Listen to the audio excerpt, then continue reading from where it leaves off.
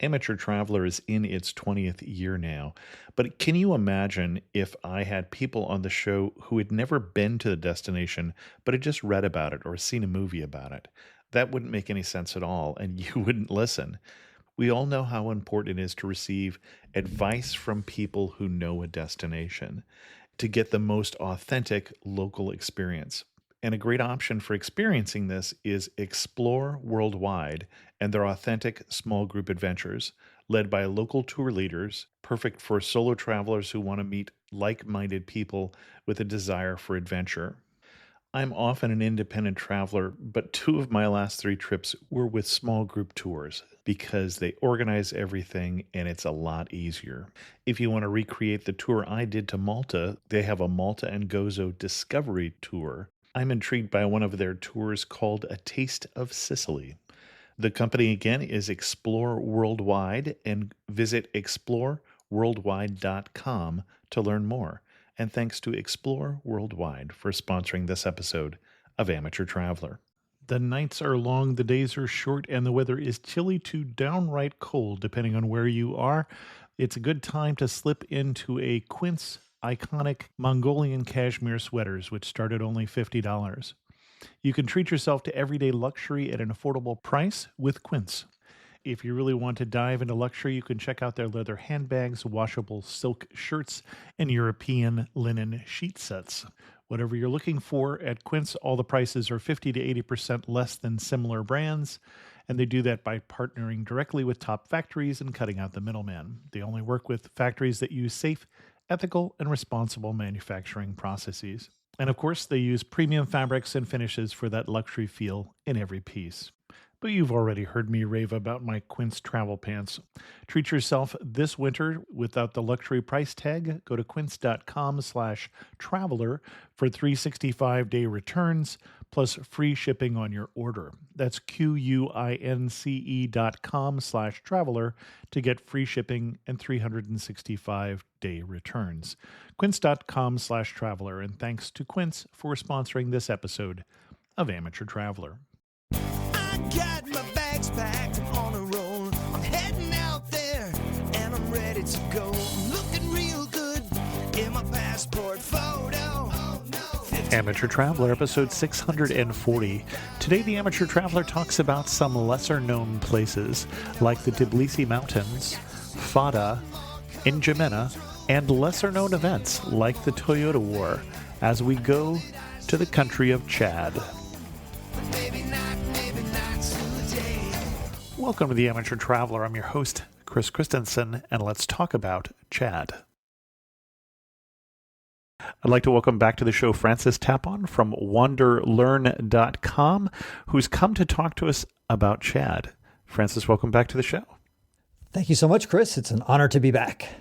And we're actually talking from the same state now. You are back from Africa after 5 years? That's right. About 5.5 if you want to be technical. 5.5, okay. Right. And the original plan was 3 years, as I recall? Yeah, exactly right. It was going to be a 3-year trip, and then I extended it to 4 after about a month, and then all of a sudden after about another year, then I said, I'm going to need 5. So that's just the way travel sometimes works for long-distance travel. And I was thinking to myself, I should just tell people I'm just off for 5 years. It's a 5-year journey. But then I think to myself, well, people feel really heroic when they go on for 6 months of travel. And for me to just say 5 years and not count that 5.5, 6 months of travel is an enormous accomplishment. And so I shouldn't just throw away those 6 months. And you came back from your Africa trip with video for a documentary with the material for a book that you're putting together with at least 2 strains of malaria and a wife. So it was an eventful trip. Absolutely, yes. In fact, I got, obviously any 5-year trip is going to be pretty momentous, but going to every single African country, all 54, is going to really add some spice to the journey. And we should say Wander Learn is a new podcast, which is new since we last talked. We have talked about Cameroon on this trip, and we've also talked about Western Sahara. Yes. And you pitched me Chad because this is a big hole in the Amateur Traveler map of Africa. Why should someone go to Chad? Kind of similar reasons why I'm specializing in so far in your amateur traveler in these places that nobody goes to. And it's because, it's true because a lot of people are just not interested in going to Nigeria, Somalia, or Central African Republic, or Congo, or even Gabon. And so obviously Chad is for quote unquote advanced travelers. In other words, people who've already done the Louvre and they want a little bit more than Venice, for example. So they want to step it up a notch and step up the intensity or the interestingness or the outworldliness. Back in the day when you and I were children, just traveling to another state was a crazy different experience. But nowadays with all the chain stores and chain restaurants and chain everything, there's not as much variety. You can go to Japan and all of a sudden see some of the same. There might be a Starbucks in Japan for all I know. Well, there's certainly 7-Elevens. Yeah, that's right. Yeah, I've been to Japan 3 times. I just couldn't remember if there was a Starbucks. But the original reason why a lot of people traveled 100 years ago, 50 years ago, was to kind of really get out of their comfort zone and try something wild and different. And nowadays, it's a lot harder. You have to travel much either further or just in weirder places, quote unquote, weirder places. And Chad is one of those places. Excellent. And I want to just say, in case people didn't pick it up already, the 5.5-year project you were on, you spent at least a month in every country in Africa. And so Francis has some basis for comparison of Chad versus other African countries. So what kind of itinerary do you recommend for Chad? Okay, well, Chad is enormous. And a lot of people say that about their countries, but let me just put that into perspective. It's about 9 times the size of New York State. It's a bit bigger than 3 times the size of California. So add up 3 Californians, and Chad is a bit bigger than 3 Californians. So California prides itself on being in a big state. Well, Chad is 3 times bigger than that. So, and you throw in the fact that there's terrible infrastructure. And so there's no I-5 that's crossing the entire country. Well, there is an I-5, but it's sand. So your progress is much slower. So it feels even bigger than 3 times the size of California. It feels like 20 times the size of California because of the fact that it might take you 2 weeks to just cross from one end of the country to the other. Now, I'm assuming you got there overland and that we're going to get there probably flying. Correct. So most people are going to fly into the capital, which is called N'Djamena, which is in the bottom of the country. It's not at the very bottom, but anyway, it's kind of like the southwest corner of the country. It's where the most populated part of the country is, and that's where most people are going to fly into. You're going to have to get a visa beforehand. It's, I think, pretty straightforward for a U.S. citizen or a European person to get it, although it's not fun or easy, but they're probably not going to say no to you. Chad is a pretty open country as far as for tourism and stuff like that, but they just don't get a whole lot of tourists. So you're going to fly in there and you're going to want to check out N'Djamena to begin with. Hotels are relatively affordable and you can get something decent for $50 a night. If you want to spend $100 a night, you'll get fine. You have to be aware that at any moment there can be water cuts or electricity cuts.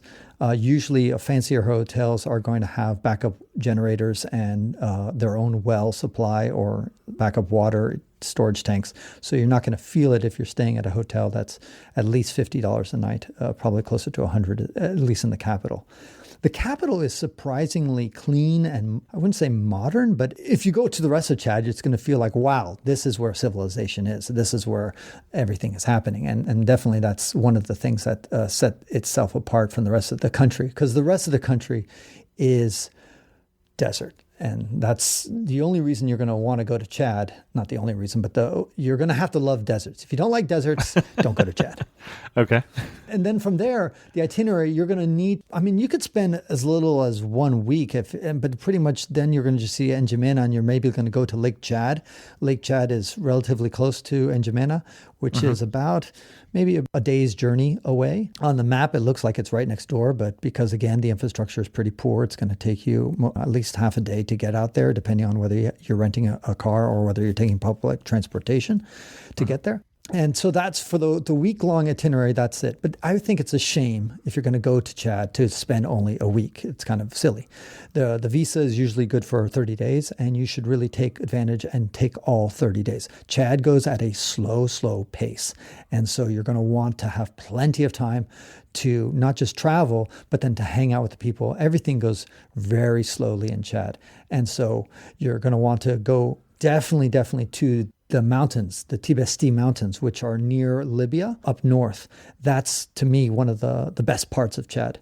And then if you have time, you're going to want to see the northeastern part of Chad. And if you really have time, then go check out the southern portion of Chad, which is much more green. So that could give you a thing. And you can do all that in about a month. Okay. And so if we are doing that, let's say we're going to the north, let's start there. Is that something we can fly to? Yes. Because it's going to be a long drive. Yes, it's going to take you at least a bit less than a week to get to a place called Faya. That's Faya. Faya is kind of like the biggest town in the northern part of Chad. But there are flights that go there because, of course, the president's got to get around his country and other dignitaries and leaders and of course, business people. They're definitely not going to take public transportation or any kind of road. But I like taking those roads. Anyway, you can also fly into Zouar, which is near the Niger border, or I think Bardai also has an airport. Anyway, the short answer is there are flights that can take you up. And definitely Faya is the place that you can land into. And are they expensive if I'm doing that instead of taking the long, slow route? Well, expensive compared to the budget airlines that you're used to in Southeast Asia and America and Europe. And so you're going to spend, let's say, probably $300 round trip if you're going to take an internal flight within Chad. San Francisco, LA is probably $120, but that same distance in Chad is going to cost you 2-3 times as much. And let's say we're going in there. What are we doing there? Again, you're in a desert. And so what you're going to want to do is go with a local 4x4 and then explore the desert. In the Tibesti Mountains, for example, they have some extraordinary mountain ranges. They have the tallest mountain. It's actually a volcano in the entire Sahara. It's about 3,800 meters, I think, or something like that. It's called Emikusi.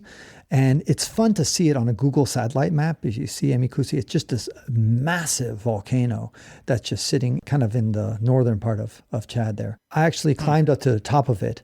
And it's fun because when you're at 3,800 meters, you're going to be incredibly cold, and especially during the night. The time you want to go, by the way, I should have mentioned this from the beginning, you want to visit Chad during our winter time, so in the northern hemisphere winter time. So therefore, anywhere between, let's say, October at the earliest and March at the latest. Oh, not March. You could probably go all the way till April or so. You're going to start pushing the temperatures up in April. But around that time, the nights are quite cold. They can even get to freezing, certainly once you're up at 1,000 or 2,000 meters of elevation in the Tibesti Mountains. So you're going to have to bring warm clothes. But it's really difficult if you go any other time of year. It's going to be scorchingly hot and you're going to be utterly miserable. Okay. Well, and you mentioned Emikusi being the tallest. I'm seeing 3,445 meters or 11,302 feet. I can't picture mountains in the desert. As you get up the mountain, do you leave the desert? Does it have any more moisture that it traps from storms that are coming by, or are there just no storms that come by and that's why this is the Sahara? No, it's a very good question. There are some deserts, like for example in Southern California, it's pretty much mostly a desert, but as you go into the San Jacinto Mountains, they start, all of a sudden the tree line pops out of nowhere and all of a sudden you get these big trees and kind of redwoods and that kind of stuff. And the same thing in New Mexico, you go up into the higher elevations of New Mexico and all of a sudden trees start appearing and in the low elevations, they're not there. So the same phenomena happens in the Sahara, but much less so. So the vegetation can appear a little bit more abundant at the higher elevations, but you're not going to get these big trees simply because they just still don't get the level of precipitation that you need to have to grow a big tree. Okay. I love the desert mountains just because you have this extreme amount of visibility. For example, I hiked the Appalachian Trail, and there you're on top of a mountain and you really can't see more than 2 meters in front of you. So you really have no visibility. But when you go into the desert, you have views nonstop all the time. And the further up you go, even more views nonstop all the time. And so it becomes a real pleasure to hike in those mountains. Obviously, the big challenge is water. You get about as good as you're going to get. I mean, as far as backpacking experiences out there. Okay. And there's even whatever thing that's surprising when you go up into these mountains is that there's wildlife. You'll see like bucks or antelope that are out there in the middle of, you're like wondering where the hell they get water, but there are little bits of water sources out there. And that's how these desert creatures survive. Are there particular operators that you would recommend? Are we just going downtown when we fly in and looking for somebody, or did you arrange this ahead of time? I had my own car, and I've always been kind of independent traveler. Yep. But I do have a few phone numbers. And unfortunately, most of these places, they don't have websites or anything like that. They just have a phone number, and you hope that the phone number still works. It's their mobile number. And by the way, the lingua franca of Chad is French, and very, very few people actually speak English. And that's going to be a challenge for people who don't speak French. But they're extremely friendly people. Most people in the desert are more friendly, I think, than almost any other kind of place out there after having traveled all over Africa. And I think it's because in the desert, you're so vulnerable, and you're just on the brink of death. I mean, you're about roughly a little bit, your majority of you is water. And if you don't get water, you're going to die in roughly 3 days. And so as a result, everybody knows that, of course. And so they're going to be a lot more generous and helpful, because everybody feels very fragile and vulnerable in the desert, including the locals. And so there's this kind of goodwill and willingness to either share their food, their water, their hospitality, let you stay under their tent, whatever it takes to make sure that on your journey, you're going to be okay. I'll give you one example. When I was up in the northern tip of Chad, near the Libya border, because I was climbing the tallest mountain of Libya, which is right next to the Chad border, and I was going up there. You were trying to climb the tallest mountain in every country, as I recall. You're right. And so there I was with my wife and her brother, so my brother-in-law. And my brother-in-law had never been on any mountain in his life. And here we are climbing the tallest mountain of the Sahara. Rejoice, who's my wife, who had climbed several mountains. But we were at a point where we were running low on water, and we saw some green vegetation down low. So Mustafa, who's her brother's name, and I decided we're going to go down and check to see if there's water down where the green vegetation is. And then I told my wife, who just didn't feel like going down and climbing back up again, we'll meet at this designated point up an hour or two ahead. So we went down. There was no water where there was. We climbed back out, and she's nowhere to be seen. And we were walking and walking and waiting and walking and waiting. And in the end, I went up, and then Mustafa collapsed out of exhaustion. He was just like, I can't go anymore. I really am exhausted. So I said, fine, just sit here and wait. I'm going to go up to the top of the mountain, see if she's somehow up there on the top of the mountain on the summit, and then I'll come back down and get you. Meanwhile, the sun is setting. And when I come back down the mountain, not only did I not see Rejoice on top of the mountain, but all of a sudden Mustafa is gone as well. The guy had not listened to me because I GPSed his location. And so I knew that I came back right where I left him, and he was gone. And he obviously became impatient and just decided, I'm going to go. I can't leave my sister be out here. The night is falling. I got to go look for her, and I got to give it one last chance, which of course is the stupidest thing to do because he didn't know how to get back to his camp. I was the only guy who really had a good sense of, because I had the most experience backpacking, who knew how to get back to the camp. So I went back to the camp yelling their name all the way down because the sun was setting. I got down to the camp at night, just as I could practically not see anymore. And nobody was there. I was all by myself. And I waited. I put a flashlight outside, kind of like a beacon to kind of like if they somehow saw the light. And they didn't come all night. And since nobody was there, I got the pleasure of having 2 sleeping bags. And I was shivering with 2 sleeping bags. Oh, my gosh. So you can imagine how cold it was for those 2 who had to spend the night out in those temperatures with just a jacket and nothing else. And by the way, the last time Rejoice had water was 2 p.m. And so she was going to have to go all night and into the next day without any water. Mustafa had less than a liter when I last saw him. I get up in the morning as soon as the day breaks. I had a GPS device. I send out a signal saying, hey, I'm in trouble. But of course, there was no way the military is going to send a helicopter out there. Emikusi, if you look on a satellite dish, it's in the middle of nowhere. Chad doesn't have the budget to do that. There's no search and rescue that's going to happen within 24 hours. So it pretty much is down to me to try to find these 2 people. But the problem was this: I didn't have any water either. So to expend a lot of energy to go run around the mountains, and this is an enormous mountain. I can't tell you how big it is. And to just be going up and down valleys and to going down ravines and coming up ravines and yelling out their name and using the precious fluid that you have to yell and to scream. You don't realize how much fluid you use up when you're kind of exhaling and yelling.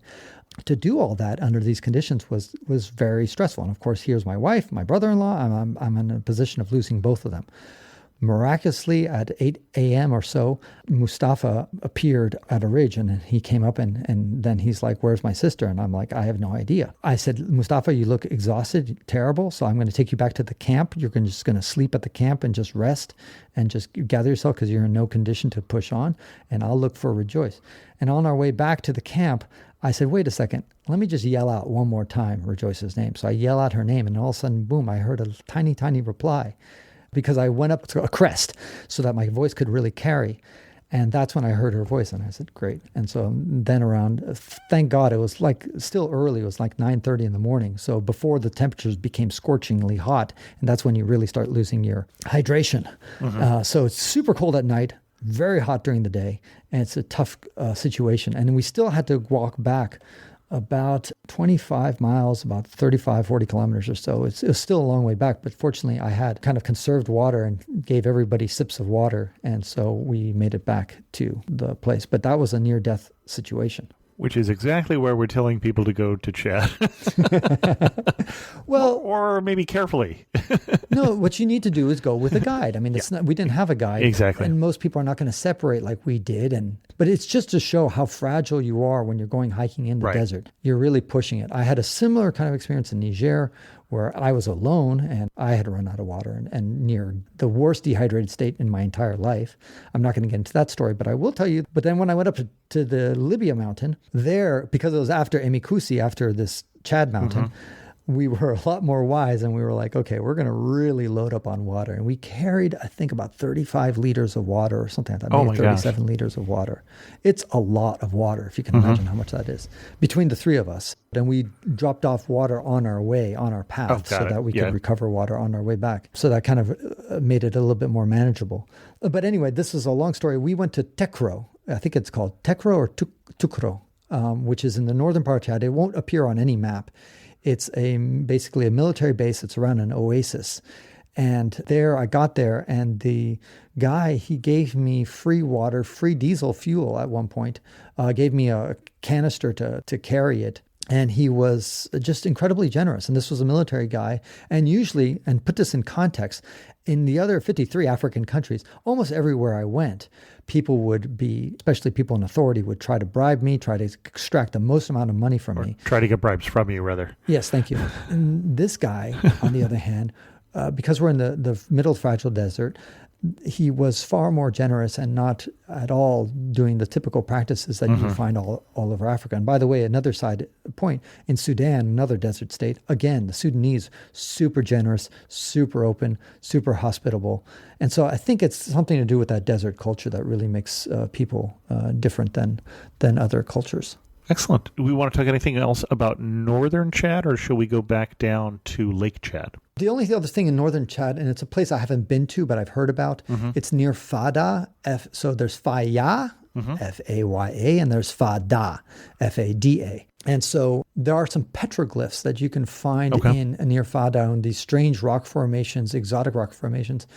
And they have some amazing rock climbs. For those who know Alex Honnold, who is a free climber that made a bunch of news in 2018 with his free solo documentary, he also went to northern Chad, and I remember him rock climbing up in there. And so there's probably some YouTube videos that you can see about him climbing up there. But the point is that it's fascinating when you're in the northern part of Chad. In these, you'll find these ancient drawings. These are 6,000, 7,000-year-old drawings in the caves that indicate that there was all sorts of wildlife there. You see pictures of giraffes, pictures of, I think, elephants.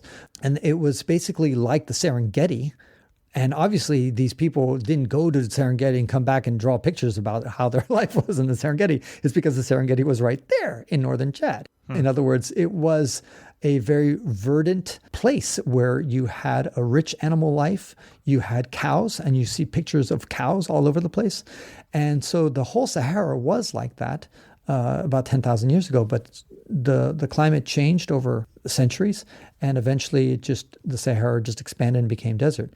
There is pockets up in the northern Chad where you can still see huge herds of camels, and I can't remember the places where the best places to find them, but they like to go into certain oases. I'm seeing that exists there. Gualta Darkay? Yeah, I think that's it. Yes. Okay. And so it's really a remarkable place to visit. If just people go onto the moon and you see the desolation of the moon, or you see the desolation on Mars and people want to run off to Mars. Well, Chad is like Mars. It's just a little bit cheaper to go there, and it has oxygen. You can enjoy the oxygen. Bring water, but the oxygen is free. Okay. Right. And there's Earth's gravity is there. Okay. Excellent. Where to next? Yeah, Lake Chad is a fascinating place because ever since they've been taking satellite imagery of it in 1960 and they look at it now, the Lake Chad has been slowly but surely disappearing. Mm-hmm. Obviously, most people attribute it to the growing population, the deforestation, also other climate change issues. So both the locals and the globe are working hard to basically make Lake Chad disappear. And it's not their intention, obviously, but that's the end result. So it's one of these things that you probably want to check it out before it disappears. There's a good chance that it will become just a puddle by 2050. And so it's something that is remarkable. It's not a very deep lake, and it has a vibrant fishing community out there. The only problem with Lake Chad at the moment in 2018, 2019 is that still Boko Haram is goofing around a little bit in that area. Okay. It's not 100% super duper safe. However, I don't want to exaggerate the level of danger. A lot of people tend to do that. You just need to take prudent measures, stay in a hotel that's secure. Don't hang around too long there. Don't spend a month in Lake Chad. And then you'll be able to see a very different side of the country by exploring the fishing villages. The ecosystem that exists out there is quite fascinating. And the interchange between Nigeria and Niger, they all come together in this, and also Cameroon. So there's 4 countries that pretty much share Lake Chad. And as a result, it's a great melting pot. The only downside, of course, is, again, it's a trafficking zone for all sorts of things because it's so easy and there's so little control, and most people don't have electricity. And so it's not like they can have these big searchlights. If you want to smuggle something in, you can go at night. There's very little stuff. However, I will say that there is some level of security. I'll tell you my deportation story. Do you want to hear it? Yeah, so basically I was in Niger, which is in the west side. And I was driving across all of Niger. So from N'Djamena all the way across Niger, the southern part of Niger, to go into Chad, because I was trying to get my way to Cameroon. And I got a visa, finally, for Chad when I was in Niamey, the capital of Niger, from the embassy. It took me a long time to get it, but I finally got it. But then my car was having a tremendous amount of problems, and it had so much problems that by the time I was able to go with my car, the visa my passport had expired. It had gotten stamped on a French passport, and my passport itself had expired. The visa had not. I think it had not. Maybe it had. I can't remember. Anyway, the point is that I decided to do something I'd done, and don't tell this to anybody, please, Chris, but I forged my passport. In other words, I decided to change the validity date of the visa because they always do it in a pen. They write things down. So if you change like a 6 into an 8 or whatever, you can extend your visa that way. People do listen to this show, right? But anyway, so I changed the dates in order to extend my visa to go inside. And I got in. And they just let me in. And somehow I thought they were going to look at my French passport and see that it had expired, but nobody did. And I showed it to another person after that, and they also let me in.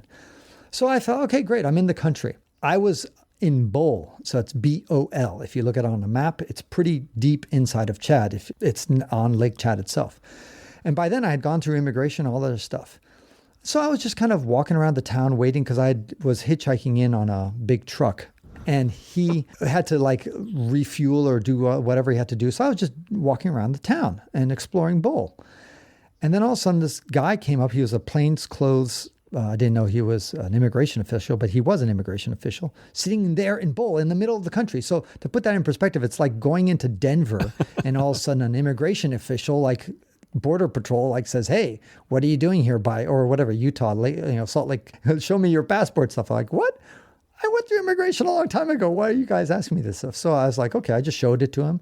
And he's just like, but your passport's expired. I was like, oh, okay. And then he like put a microscope and looked at it and looked carefully and says, and you've changed the date on your visa and stuff like that. So you're under arrest. I was like, oh, great.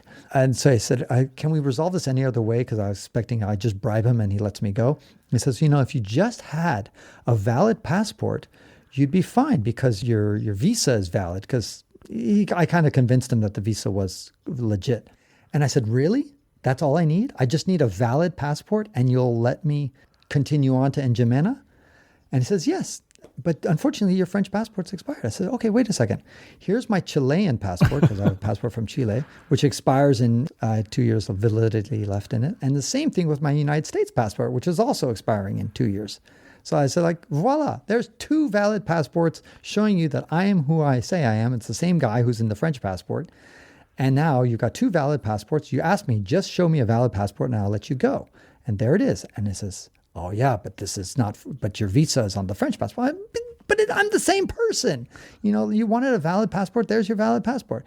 And says, well, I'm confiscating these other 2 passports you just gave me and you're still under arrest and we're still going to deport you. And so I was thinking, because I've been threatened so many times and kind of held up and all sorts of stuff. Some policemen have grabbed my cell phone and confiscated it. There are all sorts of things that these happen in Africa when you're traveling to all 54 African countries where you're going to run into this stuff. And 99% of the time, you can always get out by just bribing people and they'll eventually just relent, or you just beg, or make themselves feel sorry for you. They'll give up eventually. And so I was just sure that this was going to be another one of those times. And so I said, okay, hey, can we work it out? Can we work it out? And then they put me on the vehicle and I was getting deported. I said, okay, I'll just bribe somebody on my way out or anything. Nowhere, Chris, was I able to bribe my way out. I tried and tried and tried and tried all the way. And I was in Niger and they finally give me the boot in Niger. They're going to take me all the way to the capital. And I stupidly got out of the car. I should have just sticked with it because in the end, that was a waste of time anyway. That's a whole nother story. But yes, Chad was the only African country to deport me. But the happy ending is that I showed a different passport when I reapplied when I was in Cameroon to reapply to the Chad embassy. And they didn't know that I had a deportation record. That's the wonderful thing about Africa is because they're not computerized in most places, there's no way for them to pull up your record instantaneously. And so you can still be a criminal like me and reapply and all of a sudden they'll look at you with a fresh face. It's nice. I'm not sure that any of this is what we're going to recommend for listeners of The Amateur Traveler. What are we going to recommend for them? Where are they going after Lake Chad? You might want to go from Fada. You can go all the way down to Abéché. Abéché is a town that's the biggest town in the east side of the country. That was the town that I departed there. I went to the east. I went into Sudan, which on the other side of that is Darfur. So if you want to go to Darfur, another hot tourist spot, you want to go through Abéché. And the border is open there. Now it is. And so that's what I did. It's, again, for the adventuresome traveler. That's where you want to go. Well, let's pause here for a second. You say the border was open, and you mentioned Darfur and Boko Haram. So let's talk about safety in Chad specifically as a country. Yeah. I know that they have had issues in the past. Way back in the 80s, the Toyota War, which I'm going to bet that since I hadn't heard of it, most Americans have never heard of, with Libya in the north there. What are things like right now in Chad if we are careful as we're by Lake Chad? Yeah, 2018, 2019, things are extremely calm. Okay. The only places that are tiny bit sketchy is near Lake Chad.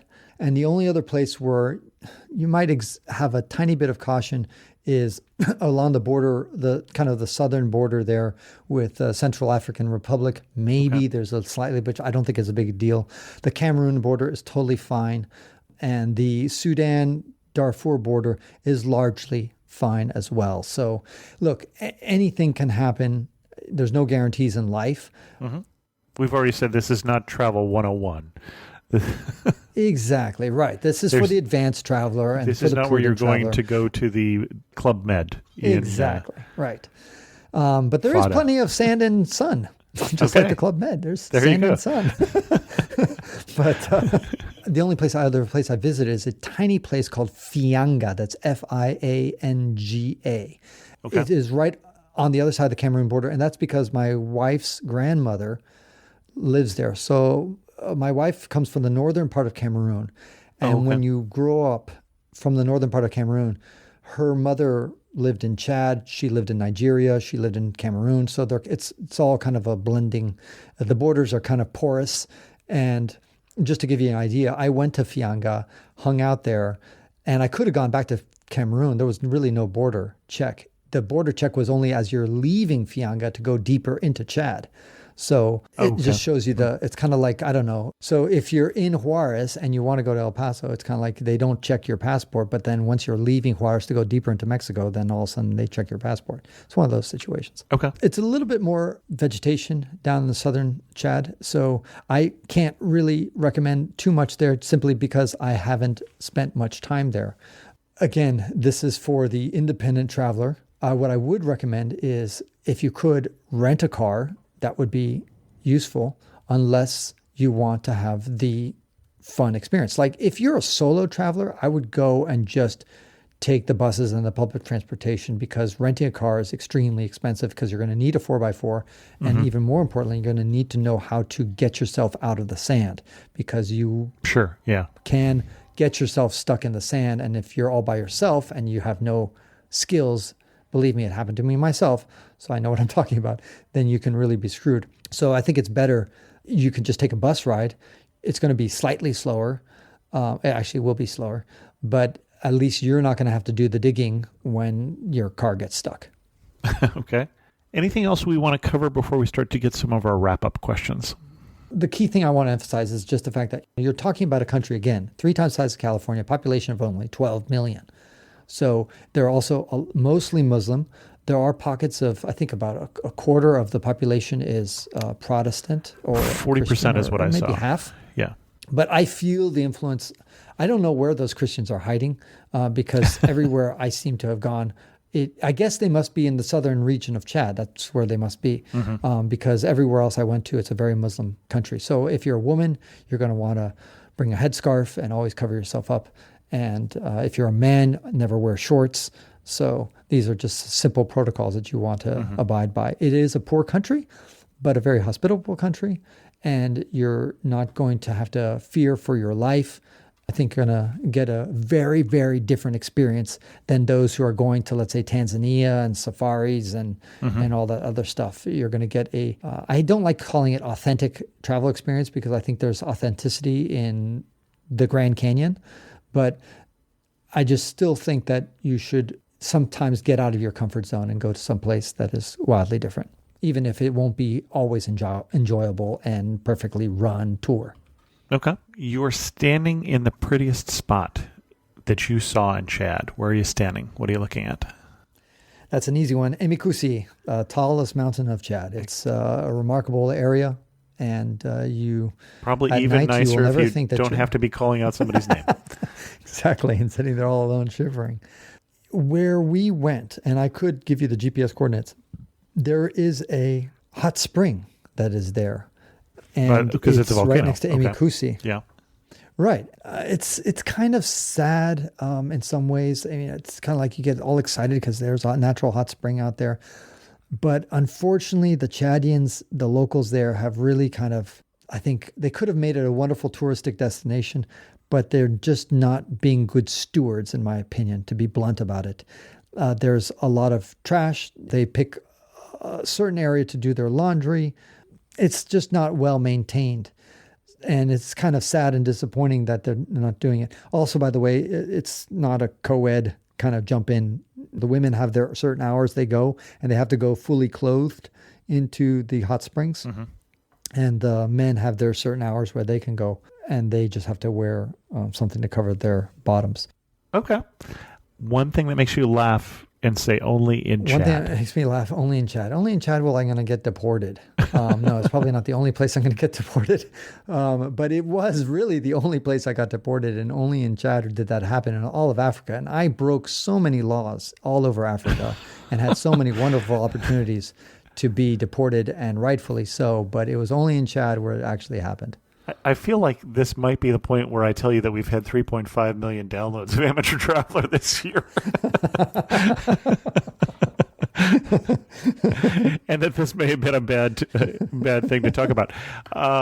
If you had to summarize Chad in just 3 words, what 3 words would you use?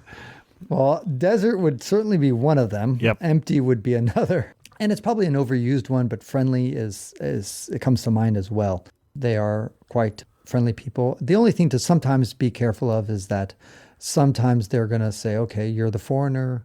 They're nice to you. And then all of a sudden they say, hey, so can you help out my family or give me money or that kind of stuff? Sure. It's something that happens all over Africa. But in general, people are genuinely hospitable and friendly.